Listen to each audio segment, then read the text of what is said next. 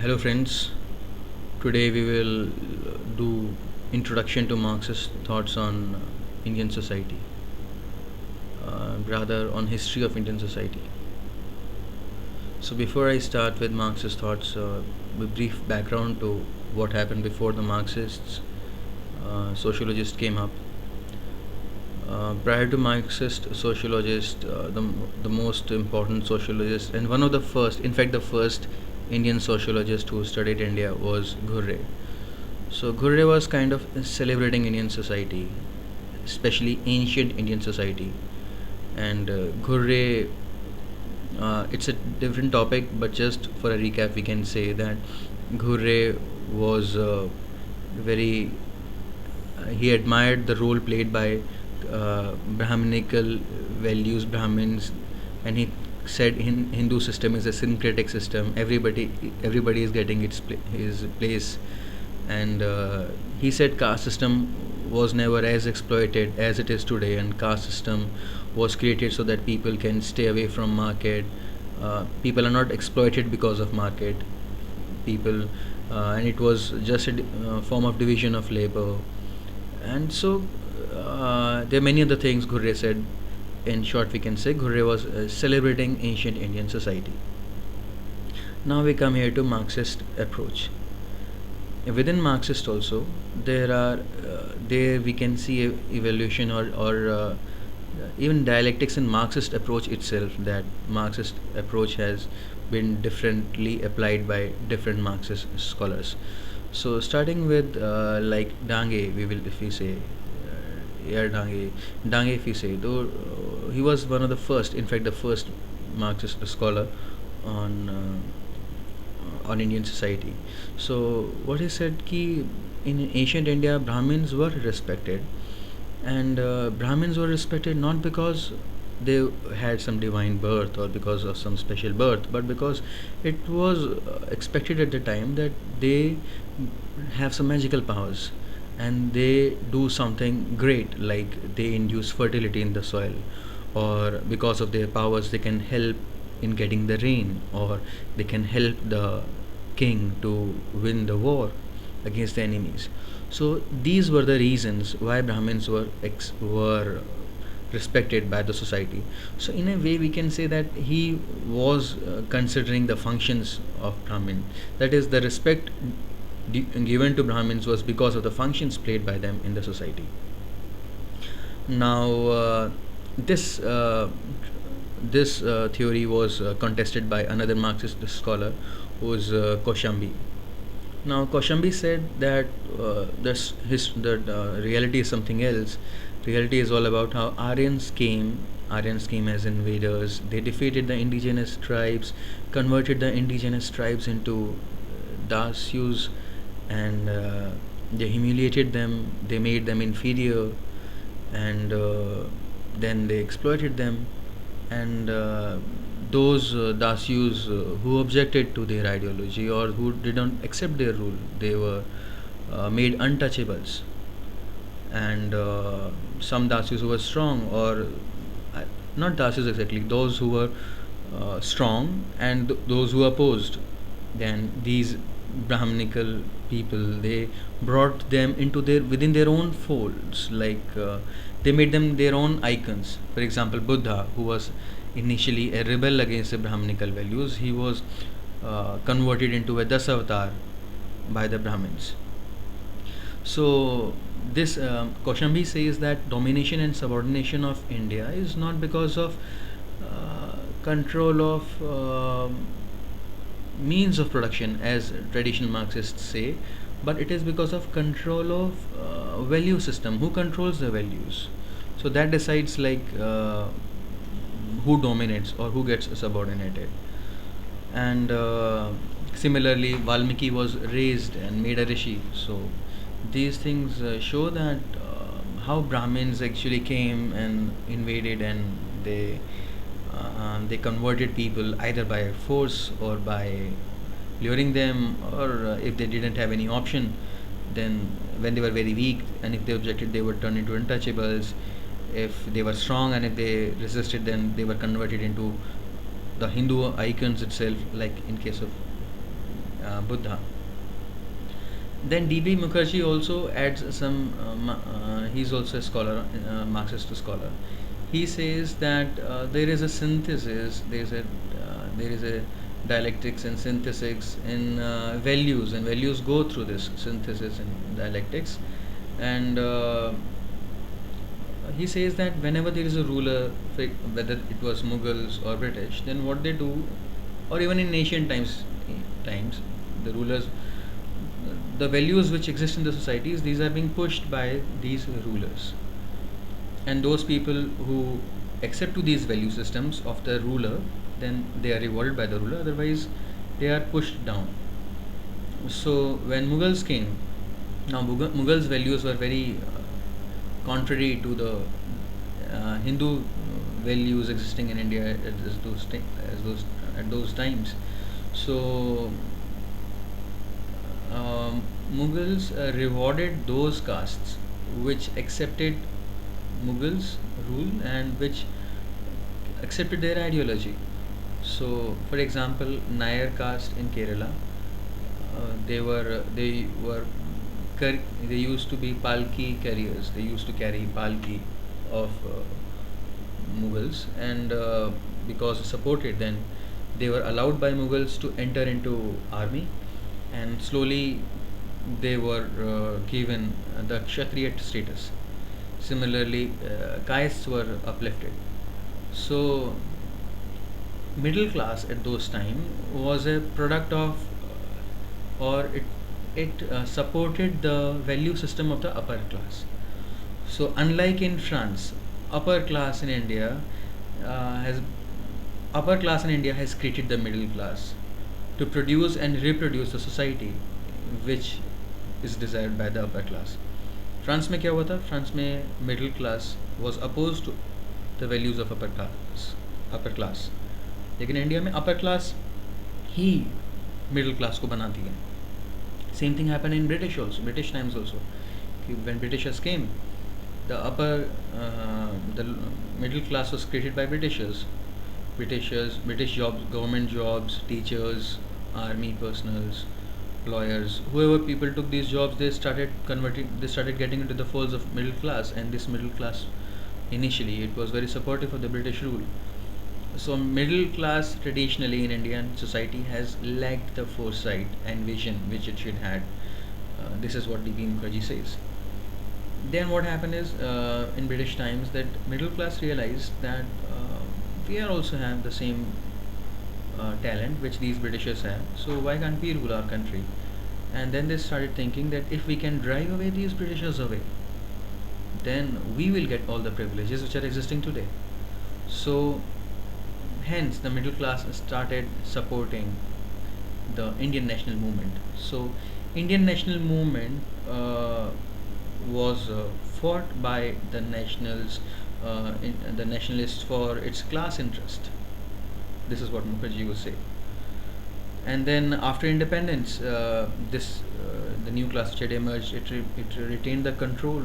Some changes were brought in the Indian society, but they were ad hoc changes. They were not permanent in nature. So we can say that external colonialism was kind of replaced by internal colonialism. This was about Mukherjee. Now we come to the main scholar. It is A.R. Desai. First of all, and he is the most important Marxist scholar on Indian society.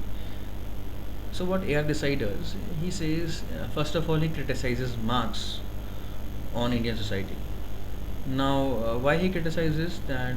We know that how Marx has been critical of most of the societies, but Marx never criticized India's society, and he said that India में तो उतना exploitation होता ही नहीं है जितना कि बाकी countries में हो रहा है. He categorized Indian society into Asiatic mode of production, कि ये एक डिफरेंट तरह का प्रोडक्शन है. Why? Because land used to be transferred from generation to generation. Villages they were like close, they were self dependent. और Marx को लगता था कि इंडिया में एक्सप्लॉयटेशन उस तरह का नहीं होता जैसे कि बाकी कंट्रीज़ में हो रहा था, बाकी कैपिटलिस्ट कंट्रीज़ में हो रहा था, या फिर कैपिटलिस्ट से पहले जो पीसेंट सोसाइटीज़ है वहाँ पे भी जैसा रहा है. मार्क्स को लगता था इंडिया में तो उतना एक्सप्लॉयटेशन ही नहीं होता.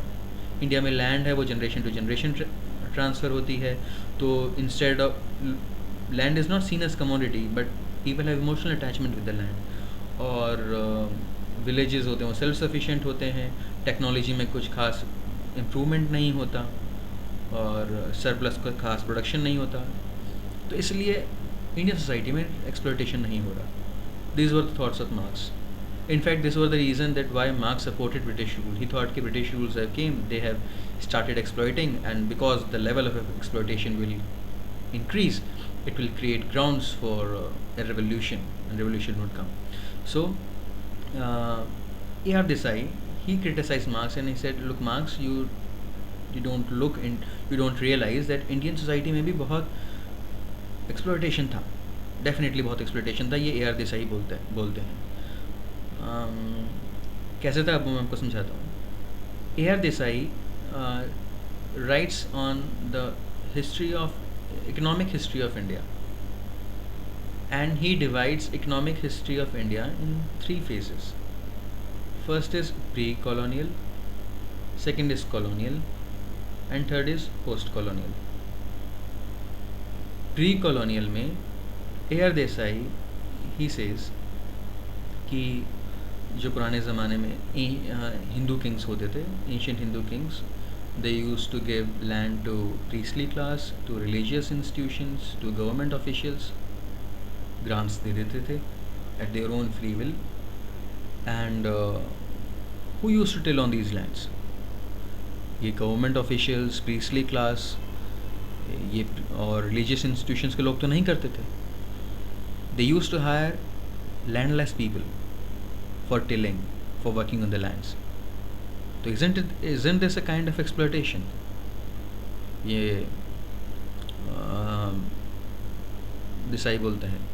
And then next Desai says कि जजमानी सिस्टम ये भी बहुत ये कोई अच्छा चीज़ नहीं है, जैसा कि बाकी सोशियोलॉजिस्ट कह रहे हैं। ये jajmani system is also a form of exploitation. इसमें jajmani system is not a reciprocal form of transaction. Rather, it is something which has been institutionalized by the religion and culture, and this provides optimum benefits only to the Brahmin class. Or this is kind of legitimizing the forms of exploitation. तो ए R Desai इस pre colonial economic history को he uses this word corporate feudalism for this, कि ये तो feudal mindset था वहाँ पे। फिर वो कहते हैं कॉलोनियल स्टेज पे आ जाते हैं। कॉलोनियल स्टेज पे वो कहते हैं कि why Britishers came to India. Britishers के इंडिया आने का एक ही रीज़न था, and that was economic benefit. Political नहीं था, वो इकोनॉमिक बेनिफिट के लिए आए थे।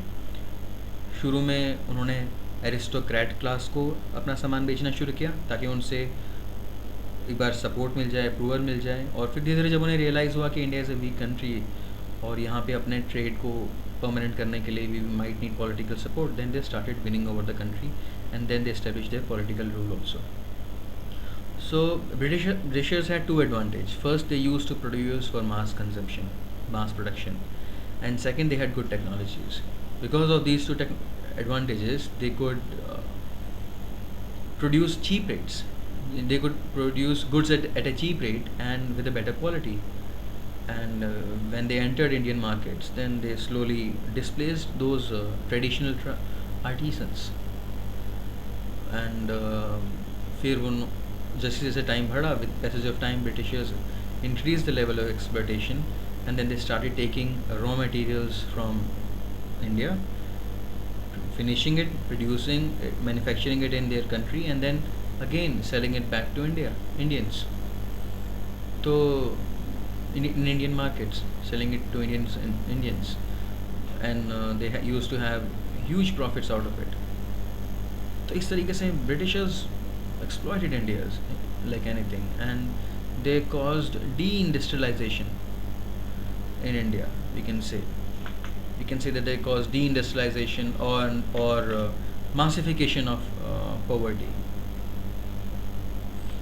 Next is वो कहते हैं कि देसाई कहते हैं कि Desai says that look at the policies of British. It is evident that Britishers came here for economic exploitation from the kind of policies which they introduced, like like land tenure policy, like forest policies, like market and trade policies. तो forest policies कैसे, ज़्यादा detail में नहीं जाएंगे. जैसे उन्होंने Britishers ने for Indian forest को they divided in 3 parts, like reserve forest, protected forest and community forest. Reserve forest were those forest जहाँ पे timber teak was there for construction. Protected forest में जहाँ पे कमर्शियल वाइबल प्लांट्स थे, they were kind of mixed forest. In short Britishers की policy थी, 2-fold policy थी, that they to stop the tribals from exploiting the forest, that is taking out the forest resources, and second extract as much resources and exploit them as much as you can for construction activities, for commercial activities. And certainly जो tribes वहाँ पे local tribes रह रहे थे, they were, many of them were not happy, and whosoever tribes revolted, then they were designated as denotified tribes, or they were designated as criminal tribes. Then agrarian policies of Britishers. Britishers came up with zamindari system, or rayatwari system, or mahalwari system in different places of the country. Zamindari mein land used to be put on auction, highest bidder used to get the land, advance payment used to be made. Profit was the sole motive of Britishers in this regard. They absolutely had no responsibility, no liability, only profit. And जो land पहले it was kind of owned by community, now land was being owned by individuals. तो commodification of land शुरू हो गया. रेतवारी में भी exploitation था. दो people used to pay taxes to the government directly, but what happened if there was a crop failure? In case of crop failure, there was no tax relief, so people were forced to go to moneylenders. Few moneylenders started becoming the owners of land. Exploitation was here also. In Mahalwari also, because of higher rates and because of exploitation, it caused distressed migration. In short, we can say British agrarian policies were such that they showed no responsibility and liability, and profit was their only motive, and it caused exploitation, it caused distressed migration, it made land as a sort of commodity, private ownership of land, and land was being sold and resold like a private commodity. Next is like we can see market and trade policies of Britishers. Market and trade policies of Britishers were such that ki Britishers never wanted to promote local entrepreneurs. Local industries तो कभी India में develop ना हो. This was what Britishers wanted, and especially those local industries which could endanger or which could provide competition to British companies, ताकि market में competition ना हो and Britishers can have their monopoly. Example was the Trade Monopoly Act, which Britishers came. So this was Desai's brief way of studying of what he concluded about the British economic history of India. Third part is post-British, that is post-colonial stage. उसमें Desai studies, and Desai says okay, government came up with a number of initiatives and policies, programs, land reforms, 5-year planning, number of programs were there, community development programs, rural programs were there. But he studies those programs from 1947 to 1975, and in the end he concludes that land reforms have been a disaster in India. क्योंकि अभी भी देख लो, he says कि 20% of the people are controlling like 80% of the land resources. He says there were issues like Benami land transaction. Benami land as in ki land was, zamindari system was abolished, but on actual grounds, tillers were still landless. And then Desai says that in rural India, petty bourgeois are developing. So he said that external capitalism, which was given by Britishers, that is getting replaced by internal capitalism. So Desai is very critical of even post-colonial economic history of India. That was in brief about Desai and the Marxist scholars on Indian society, and we can just introduce a few criticism of this approach. First is by Yogendra Singh. Yogendra Singh says that this Marxist approach is more committed to ideology than to empiricism. That is, ideology मतलब अपनी ideologies पे चिपकी हुई है. It stick to its ideology, and it is not depending. It's not checking itself against facts and figures. So Yogendra Singh says that India में modernity I and a lot of good things happen in Indian society. Nationalization of banks, growth of PSUs, increase in literacy, growth of middle class, and this occupational mobility. These things also, some good things also happen, and these have been altogether ignored by Marxist approach. Similarly, second criticism, like we can say of Andre Bete says कि Marxist approach, it ignores the expansion of middle class in India. The education spread, educated middle class started increasing, scientists, teachers, they came up. Their contribution to modern Indian society, it is being completely overlooked by the Marxist approach. Pressure groups, education spread, in fact, change in status of women, and rise of nuclear families. These positive things are altogether ignored by Marxist approach. And third criticism, like T.K. Omen says that my Marxist approach is too generalist, and it ignores how Green Revolution played a positive role, and it led to rise of new employment opportunities.